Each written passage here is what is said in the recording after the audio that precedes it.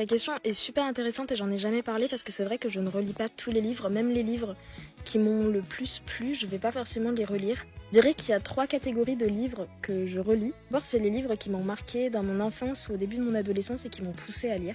Si vous voulez d'ailleurs que je vous fasse une vidéo sur les livres qui m'ont fait aimer la lecture, il n'y a aucun souci. Donc par exemple, j'ai beaucoup relu Hunger Games ou Harry Potter, mais aussi certains classiques qui m'avaient beaucoup marqué. Ensuite, ce que je relis souvent aussi, c'est les recueils de poèmes, que j'ai un rapport vraiment très particulier avec la poésie qui est pas du tout comme les autres livres que je peux lire.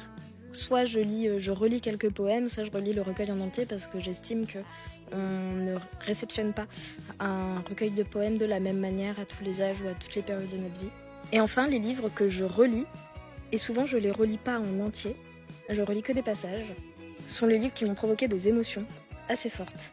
Par exemple, Thésée, sa vie nouvelle, je l'ai relu 3 ou 4 fois, mais seulement certains passages. Et c'est aussi pour ça d'ailleurs que j'annote beaucoup mes livres, comme ça je sais aussi ce qui m'a provoqué le plus d'émotions et ce vers quoi je vais me diriger pour relire certains passages. Phèdre de Racine aussi, par exemple, je l'ai beaucoup relu, Britannicus aussi, Oedipe Roi de Sophocle, le chef-d'œuvre inconnu de Balzac aussi et l'œuvre de Zola.